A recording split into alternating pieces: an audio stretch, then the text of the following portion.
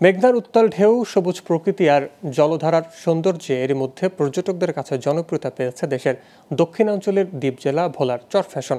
সমুদ্রের কোল ঘেঁষা এই এলাকাটি সবুজ প্রকৃতির পাশাপাশি জ্যাকুব টাওয়ার, চর কুকুরি মুকুরি ও বৃতীয় প্রশান্তি পার্ক জনপ্রিয়তা পেয়েছে। ভোলার চরফ্যাশনের পর্যটন সম্ভাবনা নিয়ে শাহরিয়ার বাঁধনের 2 পর্বের প্রতিবেদনের 2য় পর্বে বিস্তারিত ছবি তুলেছেন হুমায়ুন কবির।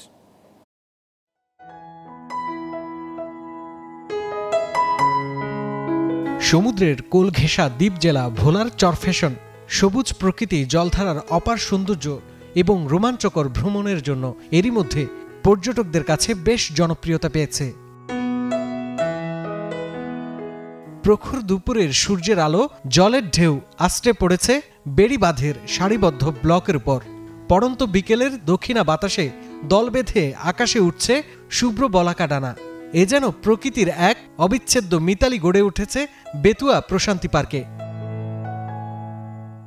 মেঘনার উত্তাল ঢেউ আর সবুজ প্রকৃতিতে যেন জলধারার এক অদ্ভুত রোমাঞ্চকর অনুভূতি তৈরি হয়। বেতুয়া প্রশান্তি পার্কে এসেই যেন পর্যটকদের দৃষ্টিতে এমন বার্তা দেয়। আমরা ছোটবেলা থেকে চরফ্যাশনে বাস করি, এই আস্তে আস্তে এটা উন্নত হতে হতে এই পর্যায়ে এসেছে। এখন মোটামুটি ভালো লাগে আমার কাছে।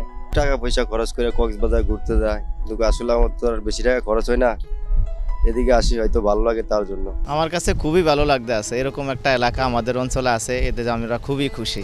আগে তো এরকম ছিল না, এখন আছে, সুন্দর লাগতেছে। পর্যটনের অপার সম্ভাবনা থাকলেও পর্যটকদের থাকার ব্যবস্থাপনার মান আরও বাড়ানো গেলে আনাগোনা বাড়ত বিদেশি পর্যটকদেরও। তবে সংশ্লিষ্টদের দাবি, পর্যটকদের সব ধরনের সুযোগ দিতে প্রস্তুত সরকার। এখানে সামগ্রিকভাবে পর্যটকদের নিরাপত্তার জন্য, পর্যটকদের অন্যান্য সুযোগ সুবিধার জন্য সরকারের প্রতিটি প্রতিষ্ঠান সবাই একযোগে আমরা কাজ করি।